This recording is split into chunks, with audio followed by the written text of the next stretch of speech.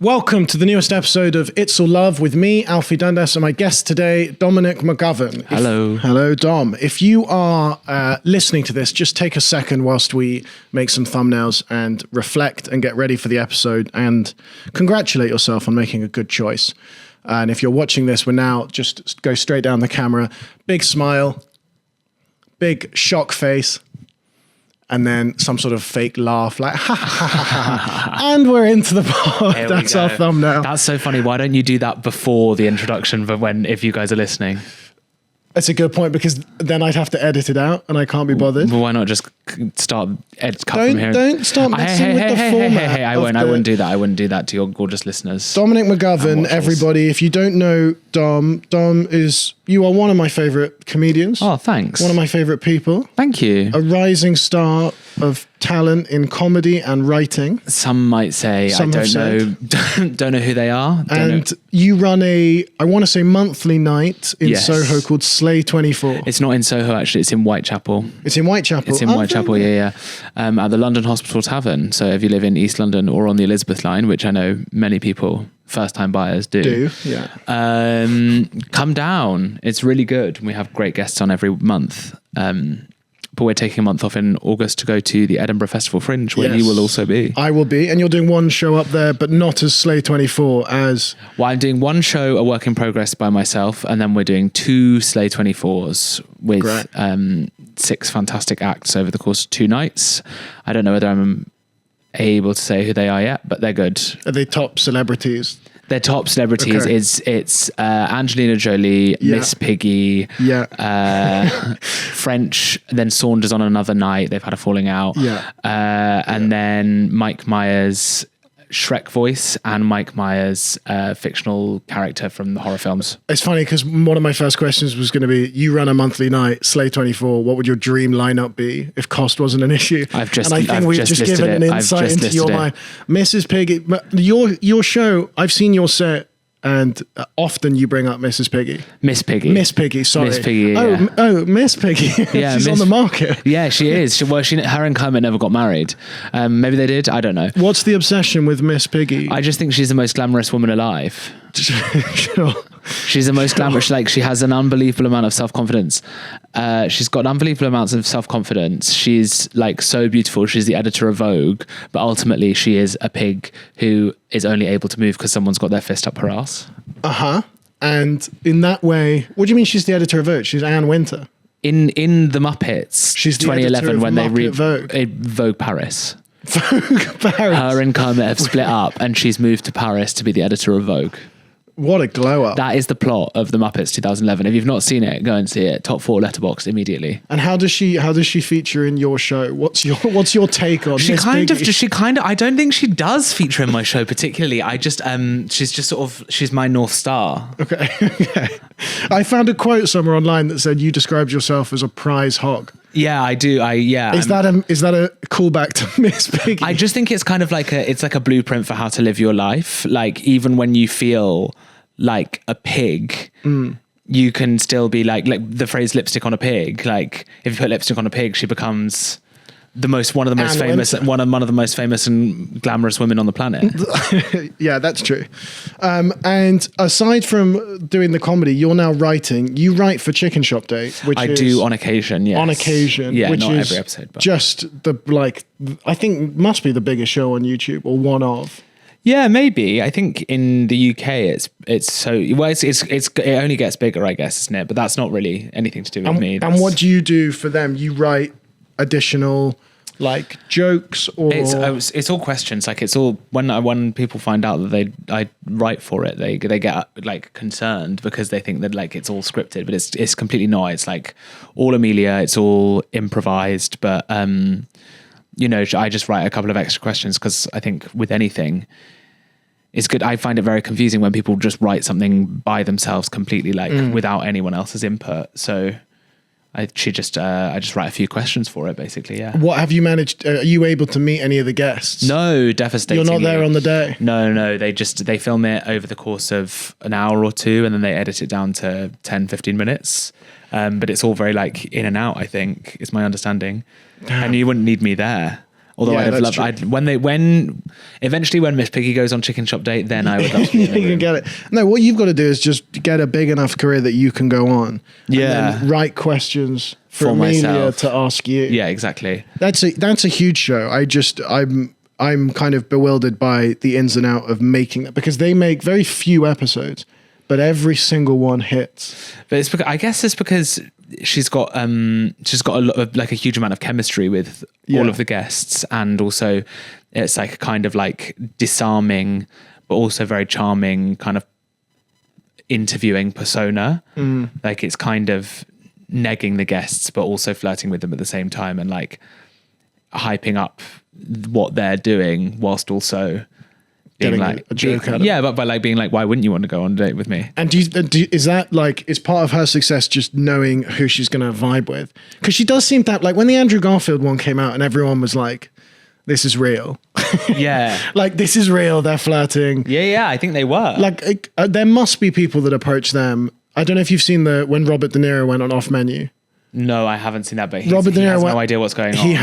It's awful. Like, because the first bit of Off Menu is when they're talking for a bit, and then James Acaster comes in and he goes, "Pop Dom or bread, Pop Dom or bread," and he just shouts at them, "Pop Yeah. Doms or bread."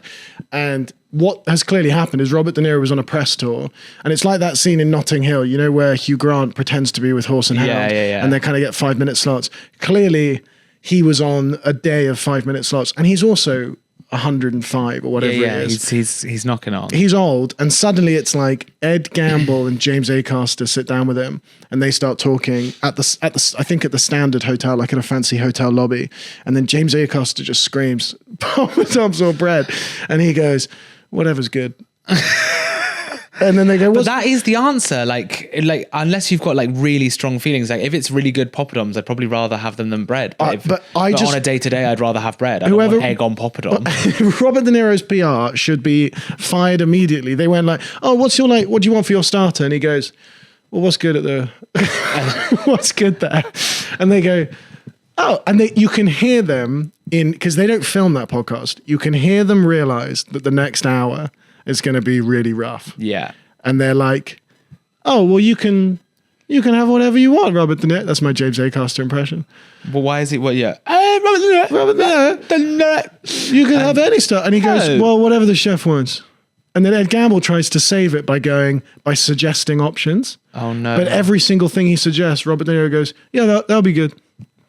Oh no. And just the whole episode is so awkward because he clearly wasn't informed Of the premise. Of the premise. The of premise bit. is just your death row meal. Yeah. It's literally just your death row meal. It's your death row meal, or it's just like, just get on board and make something up.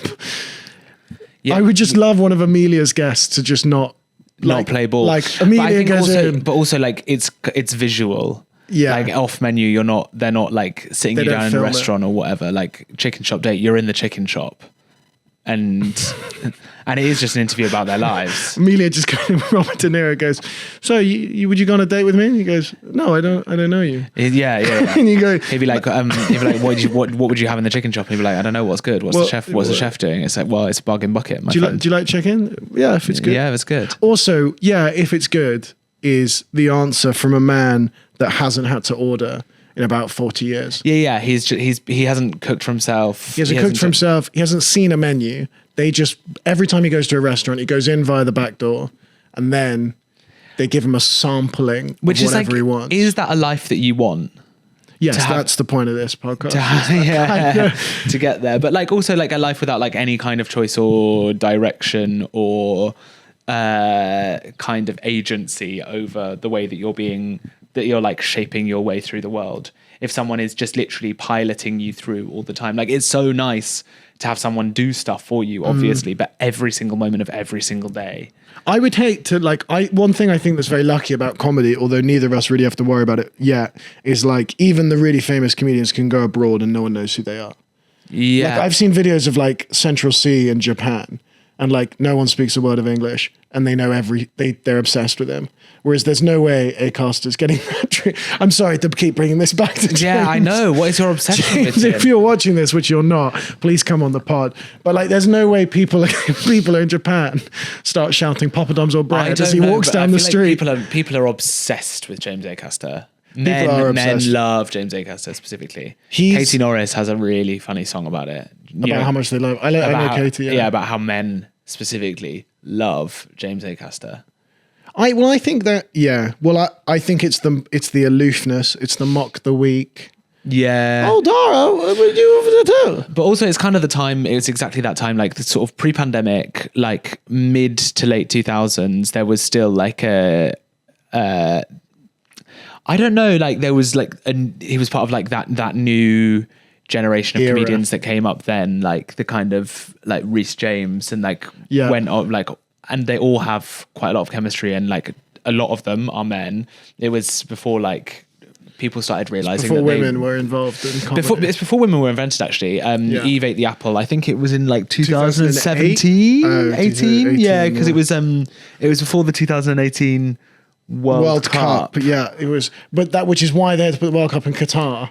Yes, yeah. To keep the women who had just because out. exactly. And Who then was the they first got- female comedian? Sarah Pascoe I think the first female comedian was Miss Piggy. was Miss Piggy. It was Actually, it was 1976, and the world was never the same.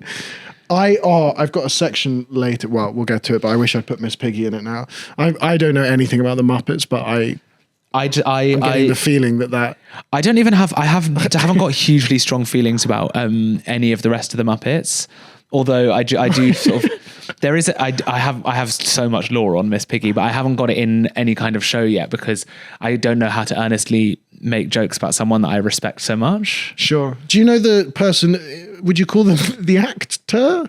The ventrilo? I think it's done by like a hand? team. I don't know who does the voice now because Jim Henson, who invented the Muppets, died in like 1991. So I think there's just been like a series Running of team of people. It's not like The Simpsons where like you can hear the fact that Bart is now voiced by an old woman rather than a young woman because it's been 30 years. Do you know what I mean? Oh, I you know listen- the Bart was voiced by a woman. I didn't realize that like It's the she's same now woman, Nancy something or other. Well, I mean, the thing that's strange is not that she's aged; it's that Bart hasn't. Yeah, exactly, exactly. Perpetually 10 years old.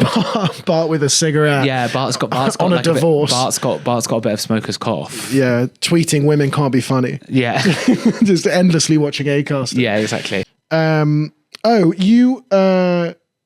You did comedy for OnlyFans, I did, yeah. and I want to discuss your OnlyFans career. It's crazy. What do you want to know?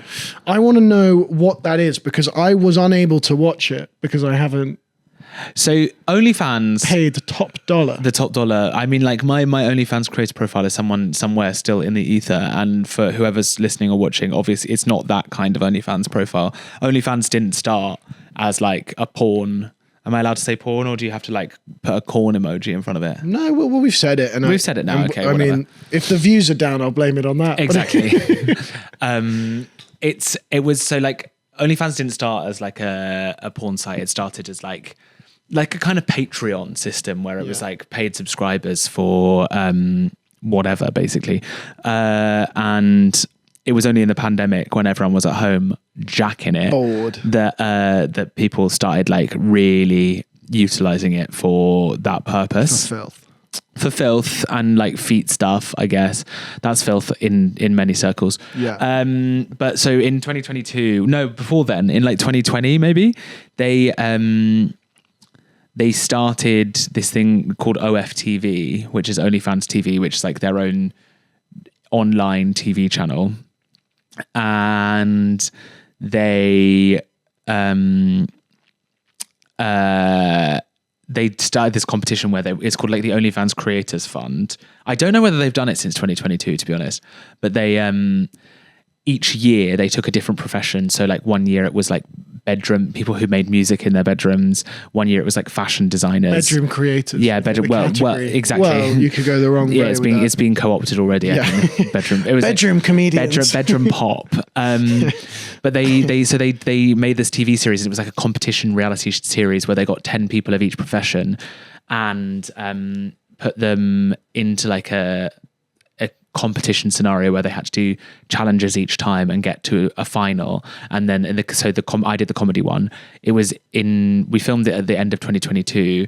I had been doing comedy for like 6 months, Oh, maybe. How did you get discovered? They applied, they asked for you to film, send a set in that you'd done, like a 5-minute set, and then film yourself answering like 3 questions, which I did really earnestly. I think a lot of people did jokingly, but listeners might not know this, but they were looking for new comedians, right? And in the comedy world, when someone says they're looking for like new and upcoming talent, what they mean is someone who has been doing it for 4 years and is just about to do their first Edinburgh Fringe hour. So the word new is kind of a lie. It's skewed in certain circumstances, but it means not famous, basically. Exactly, basically, yeah. So I'm going to be new my whole life, baby. This is a new comedy podcast. Yeah, exactly. I'm new to this earth. I've been here almost 3 decades. So you were competing with people that had probably been going for years. No, not at all. So it was like, that's what I'm saying. Like in the world of comedy, it new normally means that, but I think this OnlyFans production company, they were from America, so they didn't really have any kind of read on the British comedy scene, so they just went into it blind. And I said in my thing, I know I'm new, I've only been doing open mics, and I'd only moved back. I'd been doing open mics for a bit in Australia, and then I moved back, and I'd only been doing open mics from like August, so it'd been like 4 months. And I worked evenings at the time. So I was only doing like 1 or 2 a month because I had a job in the day and a job in the evening. So I didn't have much time to do stand up. But so they wanted actually new people, because there were people who we would know now who are like a bit more established, who applied for it and didn't get it. I think because they were seeming to be too gone, even if they'd done like 1 or 2 years. I think the fact that I'd been doing it for less than a year. But that's good, I think that's what they should bring back as new. Yeah, for sure. But like also there's I don't know, the kind of like catapulting of some people, the way that different trajectories work. I think it's confusing. But anyway, so the OnlyFans, they did this thing called the OnlyFans Creative Fund Comedy Edition. So there was 10 of us, all new comedians. Most of us mostly did open mics, a couple of like paid spots. And we were told that the winner was going to get £50,000 and the 2 runners-up would get £25,000. Jesus. So, because they had money to spare, because OnlyFans, very wealthy company. So they're taking money from feet pics and they're investing it in genuinely new comedy talent. Yes. Good. Insane idea, but that's crazy. So, we had 3, it was filmed over like 8 days maybe, 2 days per challenge, and then there was 1 day off, and then the final, if you got to the final. Spoiler alert, I did. And so the first challenge was like, oh my God, what was it? The first challenge? Oh, you had to like write and film and edit a viral challenge, like a viral video, comedy video. And I didn't do like comedy videos at the time, because again I just started. So so and then they put everyone's 30-second videos up on like the OnlyFans TV homepage, like pinned to the homepage, and got viewers to vote. And the 2 people with the least number of votes kicked out of the competition. So it's like it's like a slowly bringing the group down. So it's real. So we'd get to, so it was 10 people to start with, and there would be 5 in the final. So 2 out of the first challenge, 2 out of the second challenge, 1 out of the third challenge. So where did you get to? We'll find out. Okay. So $50 grand. Second challenge was you got split off into pairs and you had to write material for each other. Okay. So I was paired with Mary O'Connell, if you know her, very talented, and we wrote material for each other. Mine was like, she wrote gay stuff for me and I wrote bi stuff for her. Anyway, we got through, and then there was a twist where we had to vote each other out. This was hosted by Sophie Hagen, by the way. She was the host. And then the third challenge, they said, look, now you're going to get to do your 5 minutes of stand-up comedy in front of a live audience. And remember, it's for OnlyFans, so make it as raunchy as possible. Do your dirtiest jokes, do your bluest jokes. And then it was filmed at Backyard Comedy Club, which is in Bethnal Green. And they kept us all in a taxi outside so that we didn't know what was going to happen when we were going on stage, so we couldn't get a sense. We couldn't they said so that you wouldn't have an advantage if you saw who'd gone on first, so you could get a read of the room. Okay. And remember, they had told us to do our bluest material, our like raunchiest jokes. Yeah. So we were all sat, there were 6 of us left. We were all sat in the back of a black cab outside Bethnal Green station basically, yeah. But by Backyard Comedy Club, and we were like hyping ourselves up. We were playing like 2-1-2. We were playing everything. We were like, yeah, we're gonna do this. We're gonna go out and we're gonna fucking kill it. And I was on 5th of 6 people, and they take me through the side door, the stage door, and all I can hear is banging of what sounds like metal on wood, like rhythmic banging, and there's no walk-on music. No one says, bring on your next act, Dom McGovern, blah, blah, blah. They're a host? There's no host. All the lights are on in the whole audience, stage lights and house lights. So I run on stage and I'm like, woo! And it is a room full of 100 people, all over the age of 70, having a buffet style dinner where they can go up like kind of like a soup kitchen vibe. And they are banging their knives and forks because they don't feel like they were given enough food on their first plate. So they are in the process of like strike or unionizing against. They're unionizing against protesting. They're protesting, and I have to get up, and I have planned to do 5 minutes of sex jokes. And so I have to stand up there, and I'm gay as hell. I was looking very gay that day. I had my nails painted. I was like gay, and I was doing jokes about gay sex and jokes about Jesus, which they would have loved. Their 2 favorite topics. But Jesus and gay sex in one joke. There was a table of women with crucifixes who just spent they looked like this the whole time, and it was mortifying. But then they started heckling. How long did you have? 5 minutes? 5 minutes. Okay. And again, I'd been doing stand-up comedy for like 6 months. I maybe had like 10 minutes of material. I'd done one 10-minute set before. And so I didn't have like the skills to kind of like improv around it, but they started heckling. So I just started talking to them and I went on for, I don't know how long I did, but eventually I was like, okay, that's my time. Thank you so much. Bye. And I'd been told specifically to walk off through the middle of the stage, but I thought I'd forgotten because I was crazy. Flustered by it. And so I walked off the right-hand side of the stage where you would normally walk off straight into like face first into a camera, like fully like walked head first, like up in there, knocked it over with my head, and it was so embarrassing that I had to get back on the stage and walk through. No music, no nothing. Did you go through? Yeah, I did. It transpired. Presumably, that's not an audience vote. No, but it transpired that it wasn't just me that had that experience. Like, it was deliberate. They had deliberately gone out and said, "Are you over 65? Yeah. Do you want to come and watch this comedy show tonight? It's a free dinner."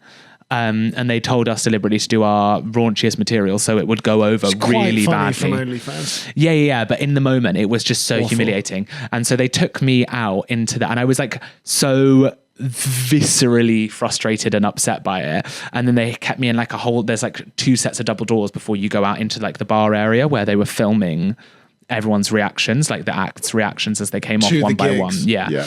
And they were still filming the previous act, who was Hassan El Habib, who's incredibly talented. Who will be on here, hopefully. He's so funny. And he was still being interviewed about his experience. And it meant that I had like 2 minutes to compose myself. So I just started hysterically laughing. And I think what they wanted from us, obviously, was to see whether we crumbled under pressure, because like none of them were involved in comedy at all. They were like, this is the most highly pressurized situation you'll ever be in. Like, reader, it wasn't. But they're really making it like it's a YouTube video where they've already got the thumbnail made. Exactly. Like, it was like comedian loses it after Christians criticize him for doing gay sex joke. Christian walkout. Yeah, elderly Christian heckles LGBT activist comedian or something. And then just like a thing with like a hearing it. Oh, what? Yeah, exactly. I haven't watched that episode because it was so mortifying to experience. Great. I'm going to link to that in the description. But I had to start hysterically laughing because I was like, if they see me on camera like folding under pressure, that is going to be my ticket to the next round. So I was like, I want to be in a chance with winning. That's round 2.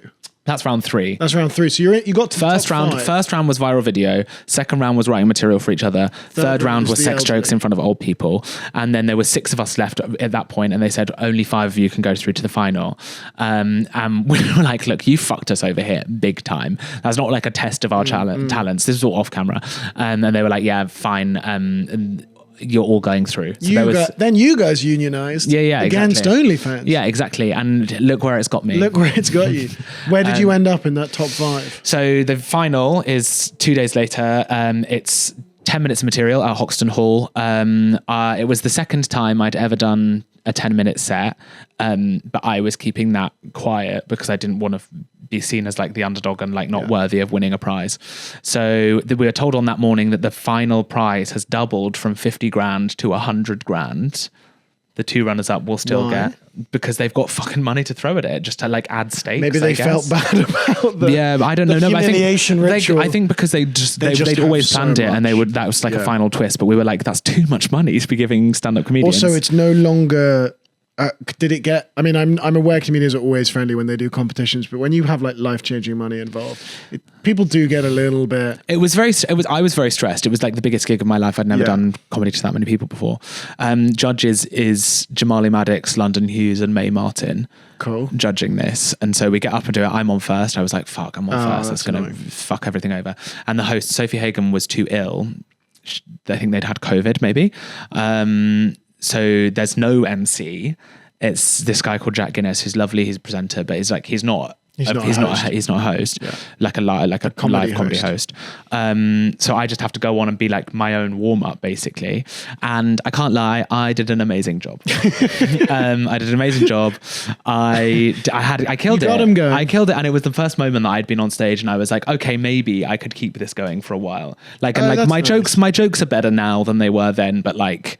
My friend Dan Y said to me before he came to watch it, and he was like, you've just got to like, you can't let the nerves show.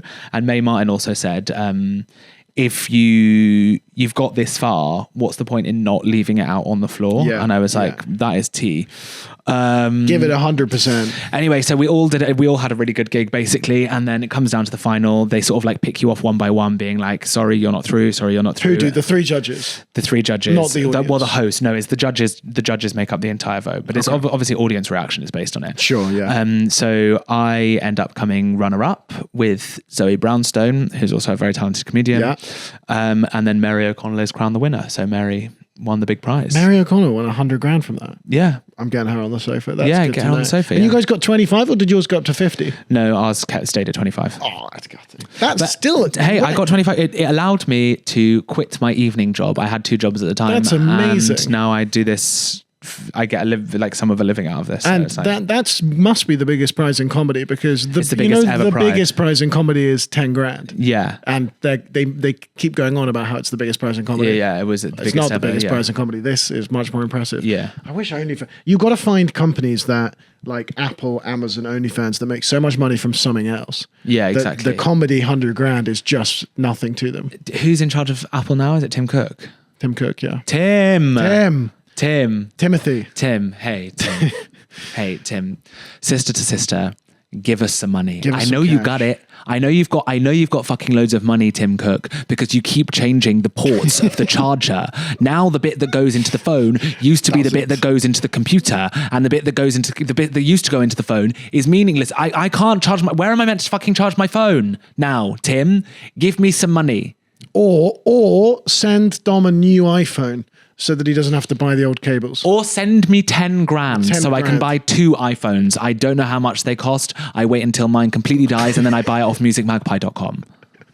Oh my Give me some money, Tim Cook. I remember being a kid and like my parents had like hundreds of DVDs and no longer a DVD player, and they were like, we're just going to give these away. And I'd seen an advert for music And you were like, I'm going to make my fortune. I thought I would make 100 grand. And it was I had an app. There was an app where you could scan the QR code, the barcode on all of okay. them. And I was scanning 400 to 500 DVDs. Not Every a single day. one was more than 20p. Really? Yeah. But 20p times 20, Yeah, but once you include postage and packaging, you are spending more to get rid you're of earning that, about dude. £10. I'm earning almost nothing once eBay take their fees. Hey, £10. Tim Cook. Timothy. If you want, whoever the CEO of musicmagpie.com, I would love £10. I would love any money from you, please and thank you. Speaking of crazy money, we have a section in this show, which we're going to come to now, which is called Rich People Problems. Okay. And that's just a sneaky way to get into our topical stories. Oh, okay. Basically, so because I've realized all topical stories involve at least one rich person. Yeah. And you've got the voice of a rich person. And I've got the voice of a rich person, so I can make it it can be like, I can ease the bridge into the community kind of thing. And your previous guest was Sophie Garrett. My only guest so far has been Sophie Garrett. The richest woman in Britain. The richest woman, apart from you and Mary O'Connor. Yeah, no, mine's. I spent all of mine. I have two rich people that I want to talk about. First of all, we're talking about Tim Cook, but Jeffrey Bezos could also send us some money. I know that it's now a while ago, but I want to get your thoughts on the Bezos wedding. The Bezos wedding, I think, was one of the least chic events ever to hit the paparazzi cameras of this planet. You didn't enjoy it? I think it was everyone looked so bad. How have you got so much money? I think it was clapped. It was morally and spiritually clapped. It was like, obviously, like financially very sort of, it was ostensibly glamorous, but there wasn't anything glamorous about it. Like she had a very expensive dress on. Good for her. She had a bubble. She had a foam party. They had a foam party. On a boat. They had a foam party. Which I thoroughly Do you know where enjoyed. else has a foam party? Digital nightclub in Newcastle. I have been to places where I've thrown up and been fingered, and they have foam parties as well. And Jeff Bezos, richest man on the planet, is he the richest, second richest man on the planet, is having a foam party at his wedding. Get a grip. Yeah. Get a grip. I think I looked at the guest list and it's just people that have been paid to be there. Yeah, exactly. And I just think it's embarrassing. It's so embarrassing to turn up. Sydney Sweeney, you have gone down in my estimations. Sydney, I know you're watching this. Sydney, not my type, but I understand why people are obsessed. But are you saying that because we're in your girlfriend's house? Yeah, we're in my girlfriend's flat. But I disagree with you going to that. You're morally corrupt. Yeah, I think I can't say anything more about the Bezos wedding than it was like obviously one of the most expensive weddings ever to take place, but it was morally and spiritually and also visually clapped to look at and experience through the press. I don't know why I'm getting so riled up about it. Like I only saw flashes of it because every time I saw a picture from it, I was like, ugh. You're acting like you got invited, but on the second group. Yeah. I was only an evening guest at the Bezos wedding. Yeah, and also the RSVP. They didn't even give me a meal. And they said, I'm not allowed to bring my kids. I'm not allowed to bring my 12 kids to the Bezos wedding. I can't bring Miss Piggy to You can't bring Miss Piggy. You know when you get invited to a wedding and the RSVP is on one and you can't press plus?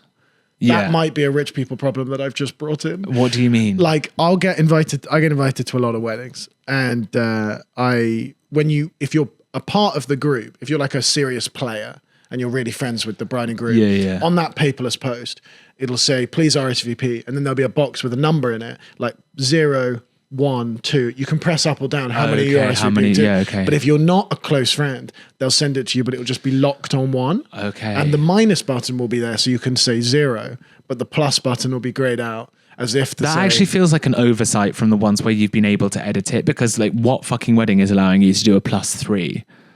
I don't know. What are you doing? Bringing your human centipede to the wedding is crazy. Unlimited upside.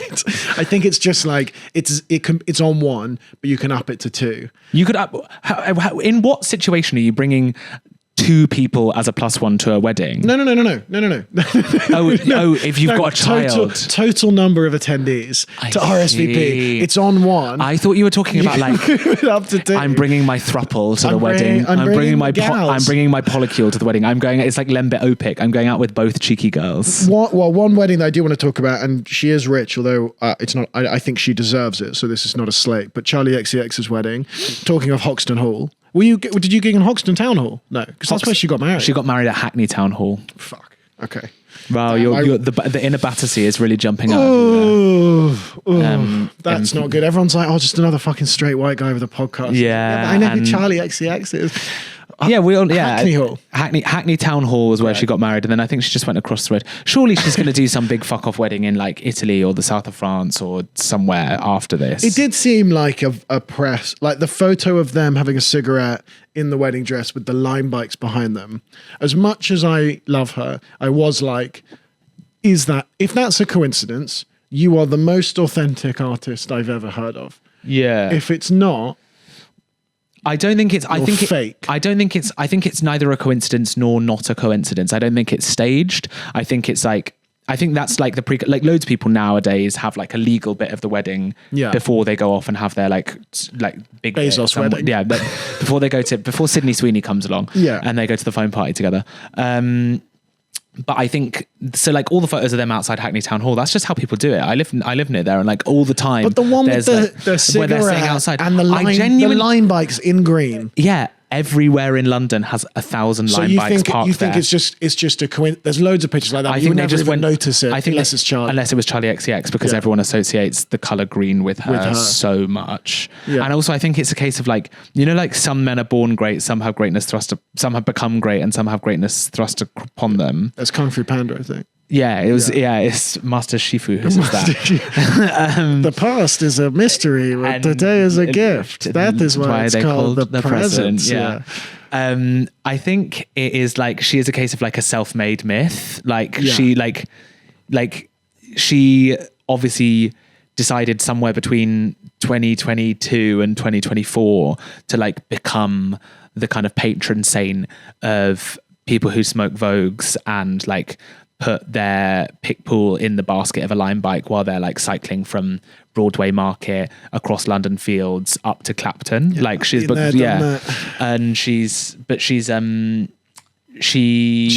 also just is that now. She is like, just so on brand. She is that. And also now anything she does is now added to the brand. Exactly. So at the beginning, she's doing the things which are on brand, and now if she does it, it's brand. Yeah, exactly. Yeah. Like she wears like a pair of like slingback heels to her wedding, and everyone's like, "Oh, slingbacks, that's so of the brat era." It's like, well, is it? Yeah. It's just she's wearing it. I do think like if you look at the photos that came out from that wedding, literally a week after the Bezos wedding, completely different game in terms of elegance and also exactly, elegance and also just like realness. Yeah. I think like she lives like near Hackney. She lives in Dalston or something, I think. So like, not to dox her, I don't know exactly where she lives, obviously, but she like lives in East London. So like going to get married at Hackney Town Hall before you have your big proper wedding. Yeah, it's kind of, and also it's not like Dua Lipa and like Callum, what's he called? Yeah, or like there weren't like celebrity paid appearances at Hackney Town Hall. It was just their families, wasn't it? She didn't rent Venice.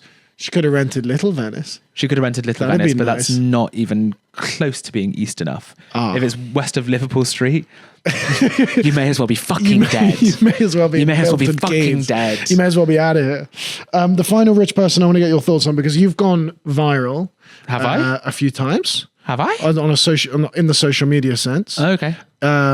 Especially for some of your J.K. Rowling. Oh yeah. Writing characters. I have the most stereotypical way possible. She does that. Oh, there's a magpie outside. It's so good. Thanks. Those are the first clips I saw of yours that were getting like serious numbers. Thank you. Where did that J.K. Rowling interest come from? And like, take me through the backstory. I haven't seen Harry Potter, so I kind of get it from the context. Like, I know that what she's doing now is just going on. I don't have Twitter, but what I hear on the grapevine is that she's just offending everyone on Twitter, particularly trans women. Yeah, all trans people, like, yes, specifically trans women, but she is just sort of like a kind of rancid bigot, obviously. I do think she's got terrible politics. I think if you're a billionaire, you can't simultaneously be that wealthy and have accumulated that much wealth from sort of like relentlessly pushing your intellectual property to the point that it's like gone beyond book, film, theme park, theater, where people are like obviously if you've accumulated that much wealth, it's because it's the kind of greed that they talk about in the Old Testament. Yeah. But also, you can't have that level of, you can't be J.K. Rowling, have biblical levels of greed, and still present yourself as a victim constantly. You're just not. If you're you're not under threat. You're not under threat in any way because you live in some sort of like fortress in Scotland. I don't know. Yeah, she's a bigot. And then the joke. What does she write about her characters? The joke is right. So I think it's like a sign of the shifting times and our sort of like slide into fascism, in that like the 2010s, J.K. Rowling was doing all of this kind of like faux neoliberal talking up, like Albus Dumbledore, who is, if you've not seen it, I've heard Dumbledore's the professor. Dumbledore's the headmaster of Hogwarts, right? And after the books were published, she was like, I didn't write this in the books, but people ask why there are no gay characters in the books. Dumbledore was gay.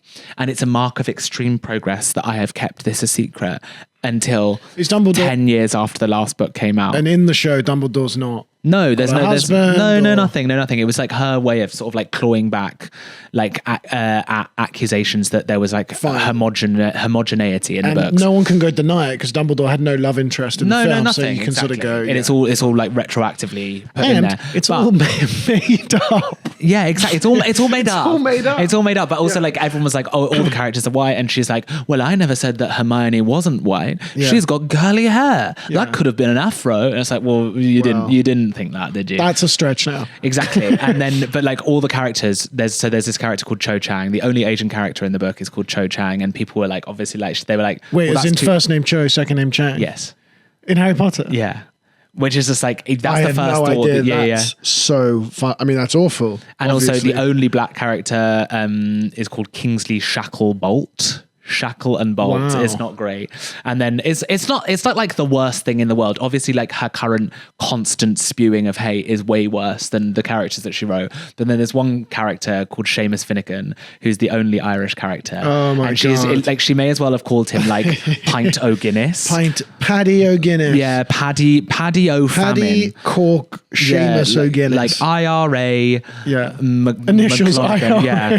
Ira McGlonigan or something. Yeah. And so I just started these videos because I like her way of naming things is just picking like the two most obvious protected like names of like any kind of protected characteristic and turning them into like nonsense. So thank God she's not still writing them, because she would now take it as a challenge. Yeah, exactly. That's why when I wrote the J.K. Rowling gay pride scene, it's one of the characters called Douchely Bussy down, because that's the kind of thing that she would be doing. Yeah, Harry Potter goes to Pride. Yeah, exactly. That's so good. Okay, good. That's cleared it up. Well, she's a billionaire, so she can count under Rich People News. That's this week's segment. Yeah. Of Rich People News. You've been kept up. Right, we haven't got long left. I've got two little games that I've designed for you. Okay. We like to keep things fun here. Yeah. And we like to steal things that sort of are old radio formats. The first game we're going to play is Who Said That? Philosopher or Y2K Icon? Okay. So I'm going to read a quote and you can tell me whether it's a philosopher or Y2K icon. There's 7. Sophie Garrett got 4 out of 7. Ooh, so you got to beat that. Okay, but it's harder than you think. Number 1, Who Said That? Philosopher or Y2K icon? The reality is sometimes you lose, and you're never too good to lose. That sounds like the kind of thing that Eminem would say. So I'm going to say Y2K icon. That's correct. It was Beyonce. It was Beyonce. Beyonce Knowles, if there was any confusion as to which Beyonce. As opposed to my cousin Beyonce. As in Destiny's Child. Yes, yeah. So Jay, I think, married to Jay-Z or something like that. Okay, 1 out of 1. Number 2, freedom is what you do with what's been done to you. Philosopher. That is Jean-Paul Sartre. Yeah. That's very good. 2 for 2. Interesting. I think you might do quite well here. Well, let's see how it goes. Number 3, love is just a word, but you bring it definition. That's giving Usher to me. I'm going to say Y2K icon. That's correct again. That's Eminem. I'm so ahead of the game. When you said Eminem the first time, I was like, oh no. 3 from 3. That's actually really romantic from Eminem. What the hell? Number 4. Yeah. Well, it was ended. Love is just a word, but you bring it definition, bitch. No, I actually do. Can you imagine if these are all just like... Love is just a word, you bring a definition, and I'm going to fucking kill you if you ever leave me, bitch. Yeah. I don't need no ammunition. Yeah. But I'll still shoot you like OJ. Like it's on my mission. Yeah, brilliant. Bars. You're 3 from 3. Yeah, I am. Number 4, love is no, you've done that one. Number 4, where there is power, there is resistance. Philosopher. Yep, that's Michel Foucault. Ah. Number 5, you can move mountains by whispering at them. Isn't that Shakira? No, that's lucky that my breasts are small and humble, so they don't confuse them with mountains. I think that's Y2K Icon. That's Pink. I hate Pink. Anyway, You're 5 from 5. Yes. Why do you hate Pink? I think she's shit. Fair enough. That's all I like to say on that. I think the music's bad. It's spiritually Australian. Anyway. Fine. 2 more to go and then you can go 7 for 7. Number 6, never let the fear of striking out keep you from playing the game. That's hard. Striking out, that's like a baseball. I'm going to say Y2K Icon. That's Hilary Duff. 6 from 6. This is to go 7 from 7. Striking out sounded too modern to be like Foucault or whatever, Sartre. Don't panic. Keep your composure. 7 from 7. Y2K Icon or Philosopher. The older you get, the more fragile you understand life to be. I think that's good motivation for getting out of bed joyfully each day. Oh God, that's really hard. I'm going to say Y2K Icon. You want to lock that in? Yeah. It's Julia Roberts. Yes! Yes. 7 from 7. Well, but she's both. She's both Philosopher and Y2K Icon. Well, what we've learned from doing this game is that like all of these Y2K icons are kind of philosophers in their own ways. Yeah. And if you wanted another game, you could go through all those people that those quotes are from and say whether they would have gone to this Bezos wedding if they were alive. Whether they're the kind of person who would have. Yeah. Julia Roberts, never. She would never do that to us. Pink would have gone to Bezos wedding. Are you sure Julia Roberts wasn't there? Julia Roberts would never go. Fine. And if she was, I'll eat my hat. Pink's there. She's performing. Yeah, exactly. She's doing that thing where she like backflips across the stadium. 7 from 7. Well done. Thank you I'm so impressed much. with that. I thought Sophie did really well to get 4. Those are hard. The reason I started that game was because I was listening to Cheryl Cole's Fight for This Love. Yeah. And she's got too much of anything can make you sick. Yeah. Even the good becomes a curse. Anything that's worth having is sure enough worth fighting for. Yeah. I was like, wow. That's true. That's all things in abundance, all things in moderation. I mean, that's stoicism. Yeah. Really good. It's like it's Cheryl Cole was doing what the Prayer of Serenity does for people who are struggling in recovery. You know, like, Lord, grant me the strength to accept the things I cannot change. Yeah. Anything that's worth having is sure enough worth fighting for. Yeah. And That's what they say. And making a killing out of it. Exactly. And looking great. And looking the stunning. whole time. Shout out Cheryl. Come on. And shout out L'Oreal. 7 from 7. Well played. I'll keep that game going every week because I think I could get a leaderboard You've of got that. so much mileage. There's so much there. All good for the clips. Right. Second game I've got for you is called Could These Two People Have Met? And basically I'm going to tell you 2 people and you have to tell me if their timeline overlapped. That's great. Okay. Number 1, could these 2 people have met? And by the way, this isn't did they meet? No, this is physically, could they have been alive in the same place at the same time? Could they have met? Number 1, Pablo Picasso and rapper Snoop Dogg. Yes. Picasso died like in the 80s, 70s, and Snoop Dogg was born in the 70s. So, yeah, they could have, yeah. Yeah, that's 100% correct. Picasso died in 73. Snoop Dogg was born in 71. So in the first 2 years of his life, Snoop D-O-double-G could have very easily met Picasso. Met Pablo. Number 2, Frida Kahlo and Steve Jobs. Yes. What's your reasoning for that? Just think it could be true. I'm afraid that's no. No. Frida Kahlo died the year before Steve Jobs was born. Which was what year?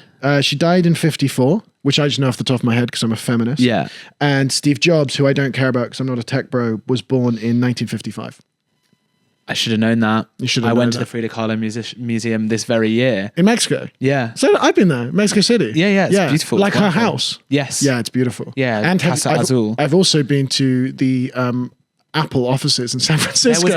There was no mention of Steve Jobs at the Frida Kahlo house. No, so and I you should have known. I should have known. Fuck. Picture with her with an iPod Nano. Yeah, exactly. The little thing. R.I.P. Frida Kahlo. You Yeah. would have loved listening to Fight for This Love by Cheryl Cole Loved on it. iPod Touch in 2010. And You'd you have would loved it. not have gone to Bezos' wedding. No, Frida Kahlo wouldn't have gone to Bezos' wedding. Frida Kahlo would have been voting for Leona Lewis in the X Factor 2007. As was, my family nearly went bankrupt on that. That was a great year. Okay, you're 1 from 2. Number 3, Marilyn Monroe and Lady Gaga. Could they have met? No. No, you're right. Marilyn Monroe died 24 years before Lady Gaga was born. How old is Lady Gaga? I put that in there because I have absolutely no idea when Marilyn Monroe was around. Like, in my mind, it could have been the 60s. It was the 60s. She died in the 60s, yeah. But she died in her prime. Yeah, she died in her. She died very young, I was and correct. she was because she was having an affair with JFK. Yeah. and he got shot in 1963. Yeah.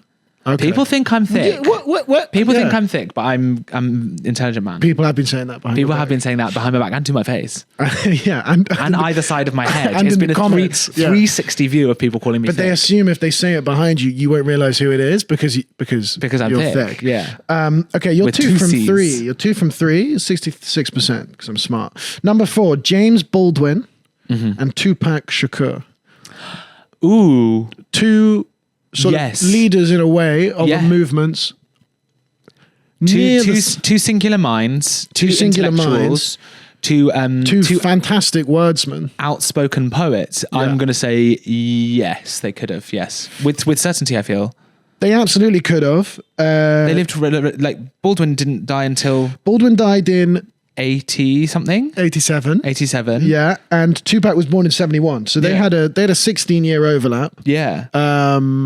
I doubt Tupac didn't release anything big when he was 16, I don't No. think. Because I'm trying to think if Baldwin could have heard Tupac. Maybe not. But Tupac definitely heard Baldwin. Yes. Because Baldwin was like... He was on telly all the time. He was on telly on the time. That was his... He was on 8 out of 10 Cats.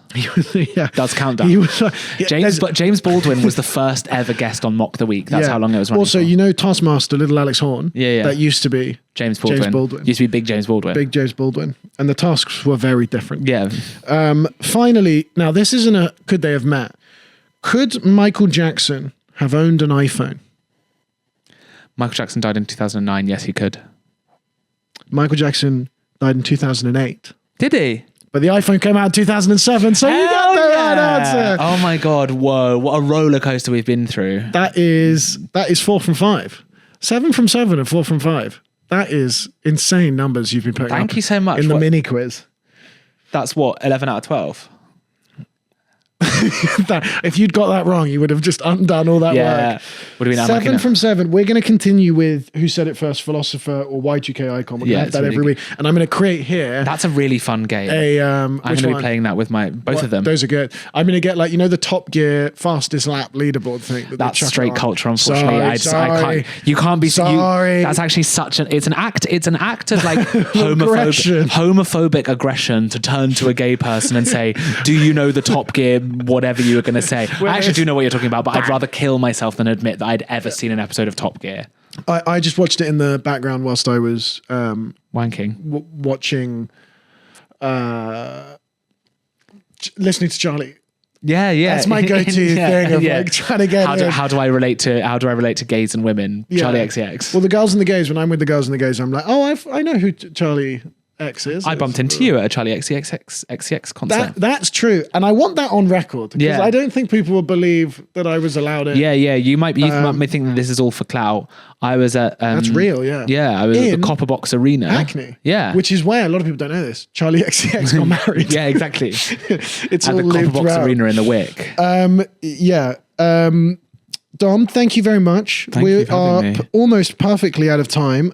Final question that we ask everyone is, right now, who or what do you love most in the world? Well, I've already answered it. It's Miss Piggy. It's Miss Piggy. Shout out Miss Piggy. Full circle, baby. Fully loved. Thank you guys for listening. Please comment, watch, like, subscribe if you're on YouTube. Give it a rating if you're on Spotify. Share it with a friend. We're very new. We got a new episode coming out every Thursday. If you want to see Dom and you're going up to the Edinburgh Fringe Festival, he's got a one-off show on the 11th of August at 9:45 p.m, which is called Dominic McGovern stuns in new photo. You gotta come and see the photo. It's a work in progress, Huge but I'll be is stunning true. throughout. And it'll be very funny. And if not, if you're in London, go to a Slay 24 show. All of the details will be in the description. Dom, thank you very much. Thank you so much for having me. What a joy.